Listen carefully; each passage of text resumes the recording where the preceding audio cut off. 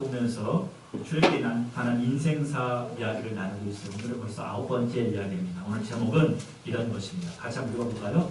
두려워하지 마십시오. 시작. 두려워하지 마십시오. 루마니아에 에브라트 목사님이라는 분이 계셨습니다. 루마니아가 공상 치하에 루마니아 있었을 때에 에브라트 목사님 복음을 증거한다는 이유로 잡혀서 감옥에 갇혔어요.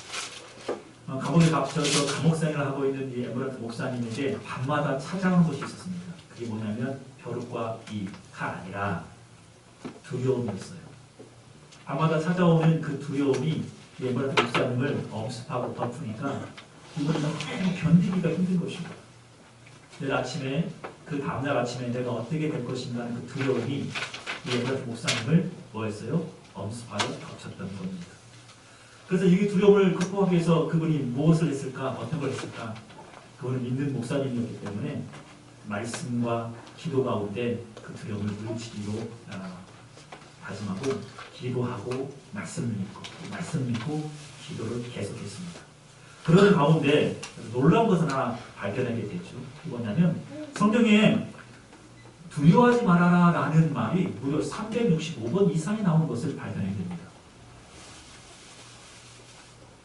그러면서 그는 하나님께서 매일매일 예수 그리스도 믿는 사람으로서 두려워하지 말고 살아갈 것을 원하시고 그것을 기뻐하시는구나라는 것을 깊이 깨닫게 됩니다. 그 이후로 이 목사님은 두려워하지 않고 담대하게 이 감옥 생활을 했다라는 이야기가 있습니다. 여러분, 그런데 이 두려워하지 마십시오라는 성경의 말씀은 이 에브라트 목사님에게만 하신 말씀이 아니라는 거예요. 오늘 이 시간 이 자리에 나와 예배한 우리 모두에게도 동일하게 말씀하고 있습니다. 그래서 저는 여러분에게 다시 권면하고 도전합니다. 두려워하지 마십시오.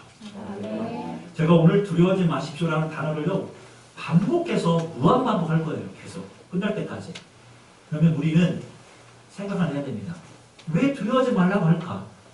그것은 하나님이 원하시는 것이 아니기 때문이라는 거예요. 그 결론을 우리 이미 찍고 오늘 메시지를 이어나가기로 합니다. 아니나 다를까 오늘 성경 본문을 살펴보면 하나님께서 이스라엘 민족에게 향하여서 모세를 통하여 말씀하고 있어요. 뭐를? 두려워하지 말라고요.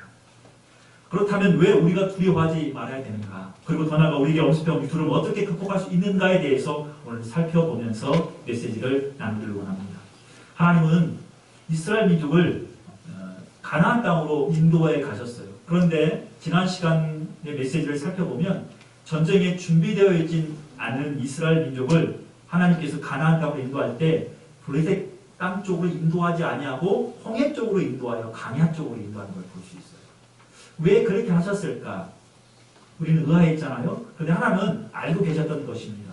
430년이라는 긴 노예 시간 가운데 이스라엘 민족의 뼛속 깊이 들어가 있는 것들이 있었어요. 그게 뭐냐면 노예 근성, 패배의식, 두려움, 이런 것들이 이스라엘 민족을 붙잡고 있었던 곳이죠. 그래서 노예 생활 가운데 있었던 그들이 이제 나와서 자유를 얻고자 나가는 이 찰나에 조금만 어려움이 닥치고 자기 뜻대로 되지 않고 문제가 발생하면 그들이 마음이 바뀔 걸 알고 있었던 겁니다.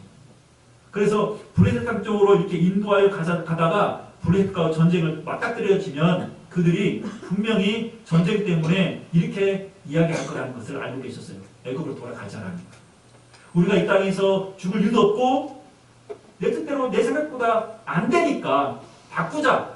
그래서 애굽으로 돌아가자라고 이야기를 할 거라는 것을 알고 있었던 것입니다. 그래서 하나님은 이스라엘 민족을 그 블레셋 땅 쪽이 아닌 홍해 강야 쪽으로 인도하신 것입니다. 그러면서 이제 광야 쪽으로 가다가 누구를 만나냐면 홍해의 앞바다에 이르게 됩니다. 그곳에서 이제 진을 치고 이제 기다리고 있는데 이게 웬일입니까? 여러분, 애굽의 병거 최정예 부대가 시퍼런 깔을 패들고 지금 이스라엘 민족을 죽이려고 쳐들어오고 있는 겁니다. 이스라엘 민족은 지금 엄청난 문제에 휩싸였어요. 만약에 앞에 바다가 있지 않고 마른 광야였다면 도망갔을 거예요. 그런데 앞에 바다가 있으니까 가지도 못하고 뒤에는 그 시대의 최고의 정예부대인 애굽 군대가 마병을 입고 막 쳐들어오는 거죠. 그래서 이스라엘 민족은 이러지도 못하고 저러지도 못하는 진퇴양난의 상황에 빠져버린 것입니다. 이때에 이스라엘 민족은 눈을 들어 애굽 군대를 보면서 반응을 합니다. 저는요, 이 부분을 이렇게 한번 정리해봤어요. 참 전형적인 인간의 약한 모습이구나. 사람들이요, 자기에게 문제가 발생하고 무슨 엄청난 사건이 발생하면 그것에 집중하여 그것을 뭡니까? 묵상하까지 합니다. 그러면서 그들에게 찾아온 것이 뭐냐면 두려움이에요. 두려움. 여러분, 이스라엘 민족에게 지금 두려움이 엄습해 옵니다. 그들은 하나님께 부르짖습니다. 여기까지는 너무 좋아요. 두려움이 엄습해 오고 문제가 생기니까 하나님께 부르짖는 건 너무 좋았는데, 부르짖고 하나님을 더욱더 구하는 것까지 해야 되는데, 그들이 이후에 모세를 향하여 원망하고 불평을 늘어놓기 시작합니다. 그게 오늘 읽었던 11절, 12절 말씀이에요. 여러분 생각해 보십시오. 지금 하나님께 도와달라고 부르짖는 것만 해도 시간이 없고 정신이 없는데, 정신이 들었나 봐요. 그러면서 모세를 향하여 원망을 하고 불평을 하고, 그리고 뭐합니까? 우리가 죽겠구나라고 절망과 낙심 가운데 자기를 동여매버립니다. 사랑하는 여러분, 사람들은요 연약해요. 저나 여러분의 인간이기 때문에 얼마나 연약한지 모릅니다. 그래서 문제가 발생하면 원망과 불평과 핑계를 대고 있어요. 사람의 전형적인 모습이 뭐냐면, 잘 되면 내 덕분, 안 되면 이 탓. 이게 전형적인 연약한 인간의 모습입니다. 자, 한번 따라해 보겠습니다. 잘 되면 내 덕이고, 안 되면 이 탓이야. 이게 전형적인 인간의 모습인데, 우리는 이것을 바꿔야 됩니다. 여러분, 원망 불평하기를 여러분 계속 하다 보면 하나님 그 말씀대로 행하여 주십니다. 여러분 조심해야 됩니다. 저는요, 중고등부나 유초등부 그리고 청년부 사회를 할 때 이런 말까지 들었어요. 어떤 애가 상담을 유치원에서 들었는데 그렇게까지 원망하더라고요. 자기 부모를. 책임지도 못할 거면서 왜 나를 낳았냐고 이렇게까지 원망한 걸 들어봤어요. 그런 말까지 하면 안 되는데 얼마나 힘이 들고 어려우면 그렇게 하겠냐 말이에요. 부모가 자녀들이 그렇게 하고 싶었겠어요? 그런데 부모도 힘이 드니까 잘 감당할 수 없으니까. 여러분, 그런데 부모들 착각하면 안 됩니다. 자녀를 돈 벌어서 뒷벌을 하는 것이 우리의 목적이 아니라 자녀에게 있어서 부모의 가장 큰 능력과 힘은 하나님께 기도하는 것인 줄 믿습니다. 그래서 부모가 자녀를 위하여 할 수 있는 것이 뭐냐면 뒷바라지 하는 거 좋아요. 생명을 사십시오. 그러나 그보다 더 중요한 것은 그 영혼을 위하여 하나님께 매달리고 기도하고 기도하는 시간 자기 자신을 밀어넣는 것입니다. 자녀를 성공시키는 것은 이 땅에서 여러분 높은 직급에 올라가고 돈 많이 벌어 사는 것이 아니라 행복한 삶을 살기 위해서 하나님 만나게 하는 거예요. 그게 믿는 부모로서 해야 될 일인 줄로 믿어요. 그러기 위해서는 가장 큰 부모에게서 능력은 돈만함이 아니라 똑똑함이 아니라 경륜이 아니라 하나님께 나와서 기도하는 것인 줄로 믿습니다. 그래서 오늘부터 여러분 자녀들 위해서 내가 할 수 있는 것이 있다면 그것은 생명 걸어 기도하는 것입니다. 기도하는 시간이 발생되거든 내 자신을 밀어넣으십시오. 계속 밀어넣으세요. 거기다가 남편 밀어넣거나 자녀분을 밀어넣지 말고 먼저 내 자신을 밀어넣으시길 주려고 축원합니다. 너무 놀라운 사실은요, 기도하면 나의 중보 기도를 통해서 하나님이 일하십니다. 그보다 근데 더 놀라운 사실은 기도하는 그 자신을 먼저 하나님이 바꿔주십니다. 기도하는 사람을 하나님이 먼저 역사해서 바꾸시고 또 기도하는 그 중보 기도 가운데 하나님이 역사하셔서 기적이 나타난다는 거예요. 여러분 정말 그럴 것 같습니까? 안 그럴 것 같습니까? 그러면 오늘부터 도전해보세요. 내 말이 거짓말인지 참말인지 도전해보면 반드시 하나님이 이루신 줄로 믿습니다. 여러분 애굽 군대가 이스라엘 민족이 쳐들어오고 지금 죽이려고 막 오니까 이들이 그 두려움 가운데 원망하고 불평을 시작하는데 오늘 11절, 12절 읽어보면 다음과 같이 이야기하고 있어요. 같이 한번 읽어봅시다. 11절, 12절 말씀입니다. 시작. 그들이 또 모세에게 이르되 애굽에 매장지가 없어서 당신이 우리를 이끌어 내어 이 광야에서 죽게 하느냐 어찌하여 당신이 우리를 애굽에서 이끌어 내어 우리에게 이같이 하느냐 우리가 애굽에서 당신에게 이른 말이 이것이 아니냐 이르기를 우리를 내버려 두라 우리가 애굽 사람을 섬길 것이라 하지 아니하더냐 애굽 사람을 섬기는 것이 광야에서 죽는 것보다 낫겠노라.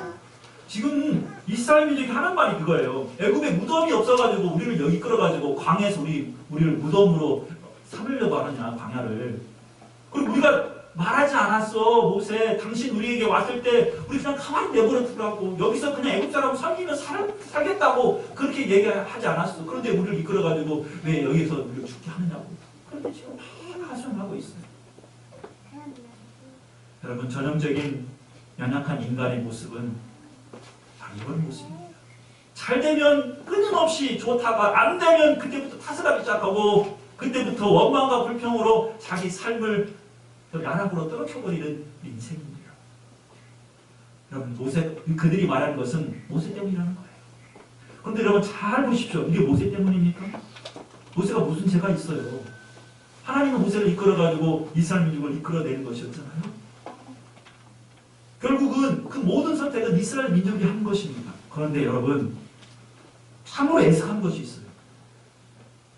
자기 뜻대로 되지 않을 때, 자기 처지가 어려울 때, 그러면 그것에 많은 사람들은 집중하여 자기의 선택이 가장 아름답고 귀하고 옳은 선택인지를 잃어버린다는 거예요. 지금 이스라엘 민족은 참으로 옳은 선택을 했거든요.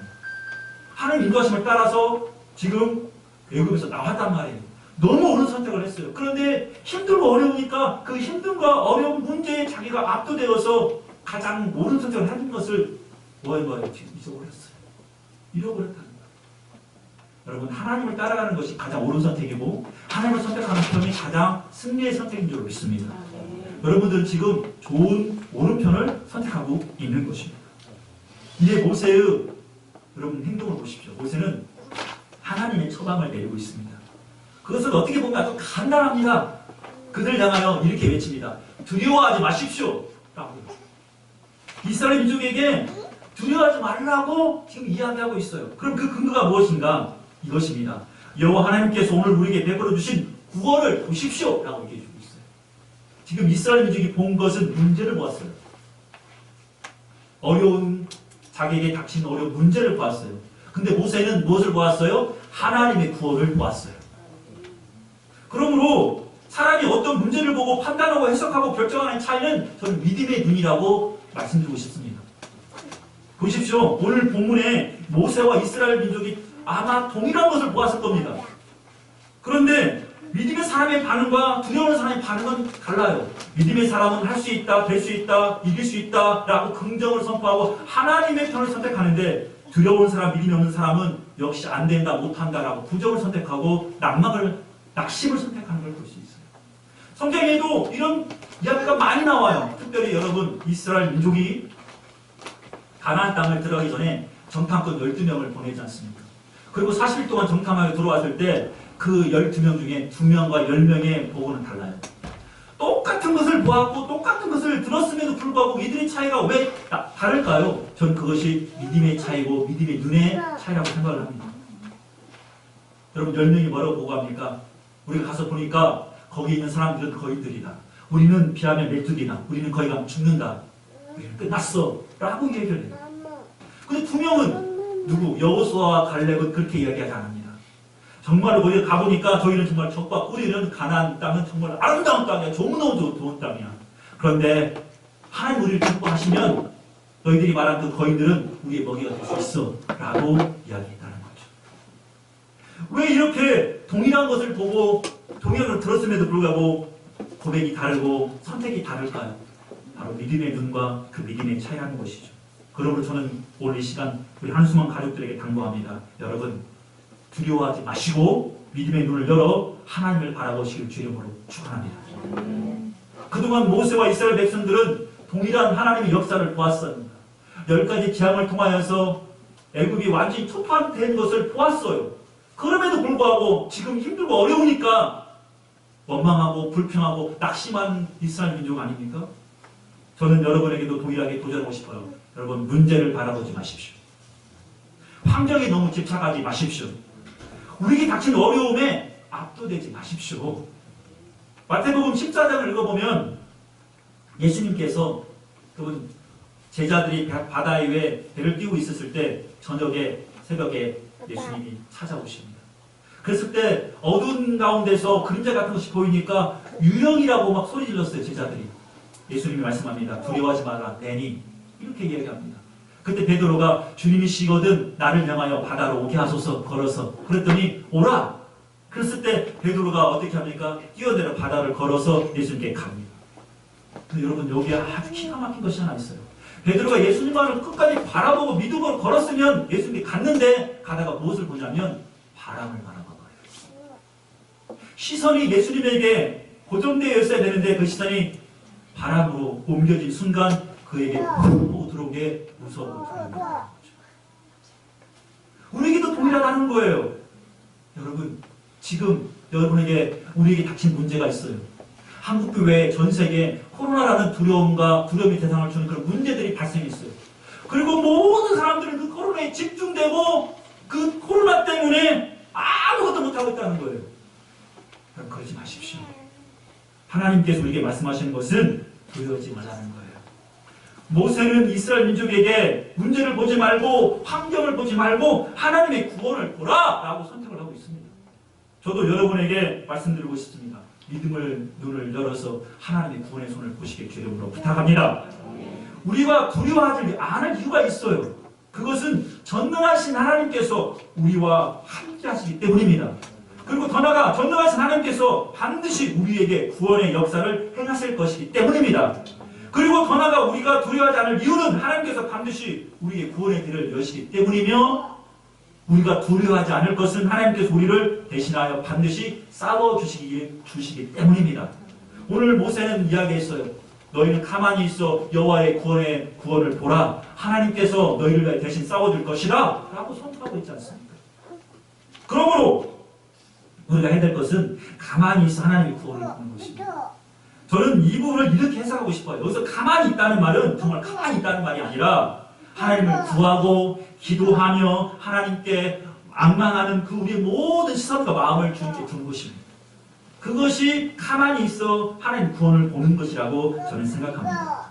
여러분, 우리의 마음을 문제에 두는 것은 참으로 어리석은 것입니다. 우리의 마음을 하나님께 두는 것이야말로 가장 지혜로운 거예요. 우리의 시선을 문제에 두는 것은 참으로 어리석은 것입니다.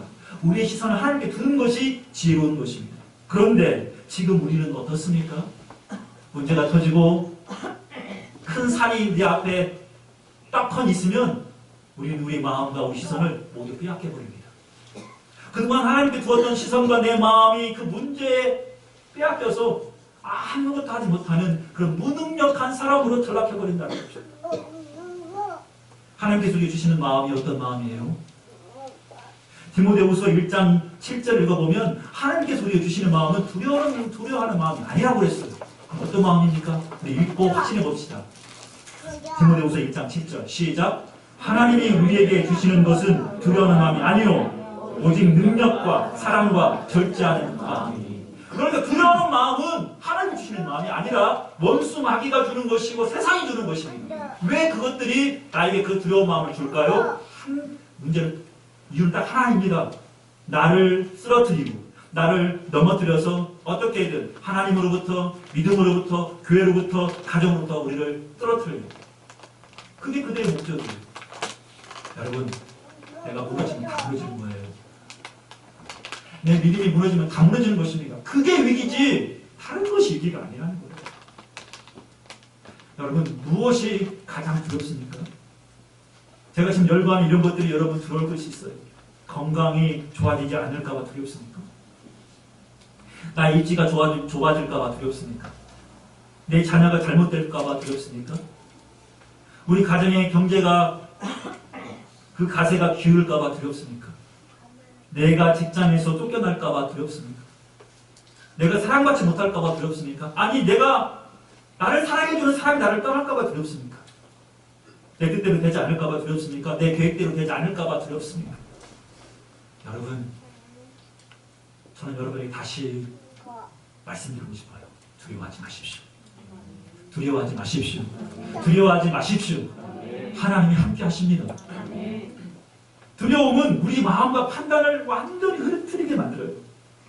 두려움이 오거든 우리가 해야 될 것은 여러분 기도하시길 바랍니다. 하나님을 구하시길 바랍니다. 하나님께 내 시선을 두고 내 마음을 주시길 주 이름으로 부탁합니다. 그리고 기도하였다면 이제 하나님께서 역사하실 것을 기다리고 앙망하며 여러분 잠잠히 주의 도우심을 사모하십시오. 그러면 반드시 하나님이 구원해 주실 것입니다. 우리 주님께서 우리의 삶에 반드시 간섭하여 주실 것입니다. 왜냐하면 하나님 우리 아버지 되시기 때문입니다. 그리고 하나님은 우리를 자녀 삼아 주셨기 때문이에요. 하나님은 나의 아버지고 나는 하나님의 자녀입니다. 아버지가 자녀를 망하게 그냥 내버려 두겠습니까? 물론 고난이 있을 수 있고 힘든 일이 있을 수 있고 그런 일들이 있을 수 있어요. 그러나 그것은 과정이라는 거예요. 자녀들을 키워봤잖아요. 자녀이 넘어졌을 때 가서 이렇게 세우지만 어느 때는 그냥 지켜보고 있잖아요. 혼자 일어날 때까지. 왜? 성장하고 성숙할 때를 기다리는 거죠. 하나님 더 좋은 것으로 주시기 위해서 고난이란 가정은 우리에게 절대적으로 필요한 거예요. 사랑하는 여러분, 여기 이스라엘 민족에게 역사하시는 하나님의 구원의 손길을 보십시오. 하나님은 모세를 향하여 말씀하십니다. 바다 위로 가서 네 손에 있는 지팡이를 내밀어 바다를 갈라버려라. 그리고 이스라엘 민족으로 바다 가운데 마른 땅으로 해라 라고 말씀합니다. 상상할 수 있습니까? 바다를 가르시다니. 아마 우리 인간적인 생각으로는 이 정도는 생각할 수 있어요. 아마 하나님 구원을 해주시면 배를 보내시겠지. 그렇지 않습니까? 배를 보내가지고 이스라엘 민족을 태워가지고 옮겨주시겠지. 그런데 여러분, 하나님은 가르치는 걸 좋아하는 것 같아요. 우스갯소리로. 바다 위를 예수님이 걸으셨지만 바다 위를 걷는 것도 좋아하시지만 제가 봤을 때는 우스갯소리라고 했어요. 가르치는 걸 좋아해요. 호메를 가르쳤던 하나님이 또 어떻게 해요? 가나안 땅에 들을 때 유다가고 가르쳤어요. 여러분, 하나님은 우리 앞에 닥쳐있는 홍해 같은 일, 유다가 같은 문제들을 반드시 가르칠 줄로 믿습니다. 우리가 믿기로는요, 하나님은 반드시 구원의 손길을 허락해 주실 거예요. 제가 동영상 하나 준비했는데 불을 꺼주시고 애니메이션으로 이 광경을 만들어가지고 보여주고 있어요. 시간 여기 불 꺼주세요. 한번 보시기 바랍니다. 하나님께서 홍해를 가르치는 이 장면.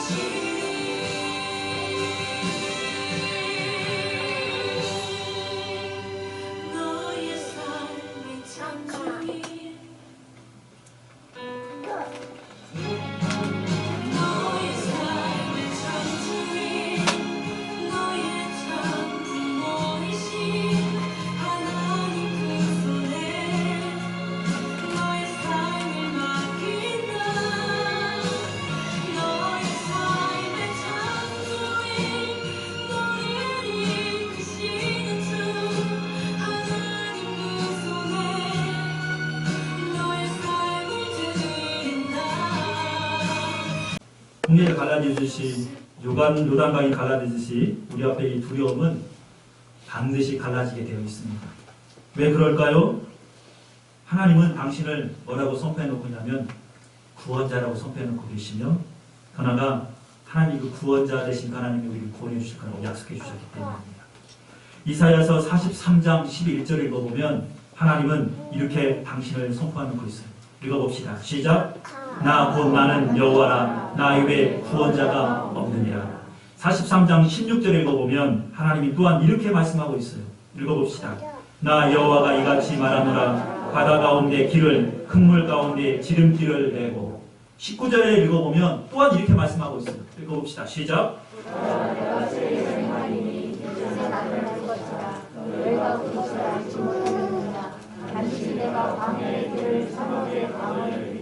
할렐루야. 아멘. 우리 하나님이 이런 분이십니다. 우리가 만약에 두려워할 것이 있다면 저는 우리 주님을 끝까지 의지하지 못하는 것을 두려워야 됩니다. 믿음이 사라지는 것을 내 안에 내 마음에서 믿음이 사라지는 것을 두려워야 되고 환경이나 시간 때문에 변질되는 우리의 믿음에 대해서 혹시 두려워야 될 것이라고 생각해요. 코로나19라는 커다란 문제의 복병을 우리는 만났습니다. 그래서 우리는 모든 것이 다 두렵습니다. 그리고 더 나아가 게으르고 나태한 일상이 우리 삶에 반복되면서 우리도 모르는 사이에 그것을 우리 일상으로 받아들이고 있는 거예요. 여러분, 그러나 그건 우리가 속고 있는 거예요. 여러분 들어보실래요?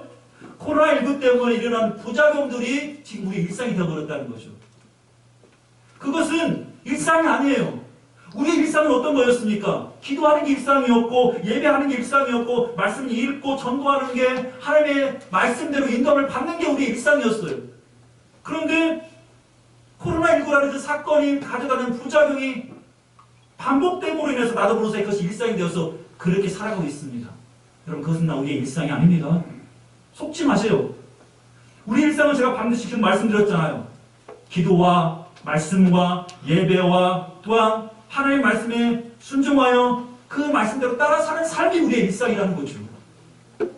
게으르고 나태한 작게의 우리의 모습은 우리의 일상이 아니라는 거예요. 여러분, 오늘 우리에게 필요한 것은 그러므로 믿음의 용기인 줄로 믿습니다. 말씀을 마치겠습니다.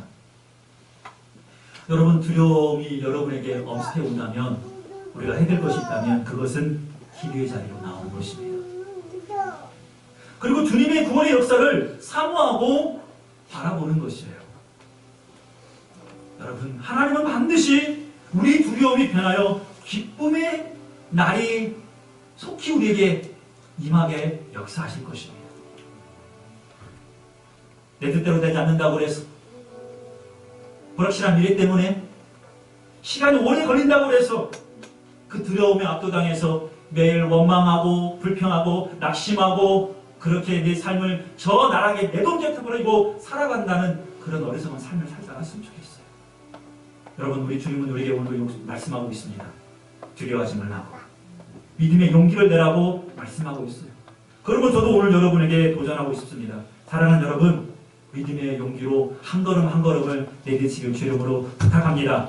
왜냐하면 우리 주님이 우리와 함께 하시고 그 구원자 되신 우리 주님께서 우리를 구원하여 주실 줄로 믿기 때문입니다. 이 시간 우리 함께 찬양하고 기도하며 주께 더 가까이 나아가길 원합니다. 보라 너희는 두려워 말고 함께 찬양합시다.